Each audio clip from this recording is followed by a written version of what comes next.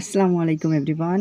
তোমরা জানো যে আজকে জিএসটির রেজাল্ট। তো আজকে আমি এই বিষয়ে কথা বলতে চলেছি তোমাদের সাথে যে আজকে জিএসটির রেজাল্টে কাটমার্ক কত হতে পারে সেই বিষয়ে। তো তোমরা যারা এবার জিএসটি দিয়েছো তোমরা জানো যে কোয়েশ্চেন এবার গতবারের তুলনায় একটু ইজি হয়েছে। খুব বেশি ইজি বলবো না।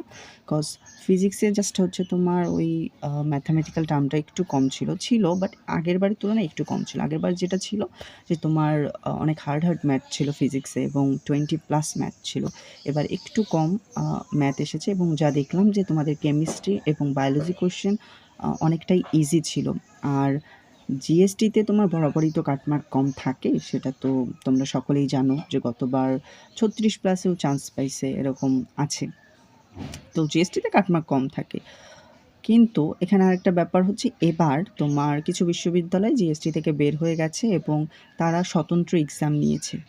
এর ফলে কি হয়েছে, জিএসটিতে সায়েন্সের যে 4-5 হাজার সিট এগুলো একটু কমে গেছে।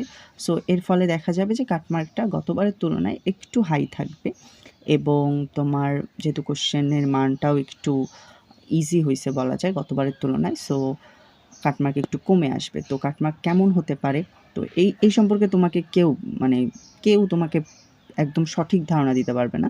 সবাই জাস্ট গেস করতে পারবে নিজেদের মতো করে। তো আমি যতদূর গেস করছি যে এবার জিএসটির কাটমার্ক আনুমানিক ৪৮ থেকে ৫০ এরকমই থাকবে। ৪৮ থেকে ৫০ যেহেতু সিট কমে গেছে এবং তোমার এইদিকে কোশ্চেনটাও একটু ইজি হয়েছে গতবারের থেকে। তো মনে হচ্ছে যে কাটমার্ক একটু তোমার হাই থাকবে, অর্থাৎ ৪৮ বা ৪৬ এই দিকে থাকবে।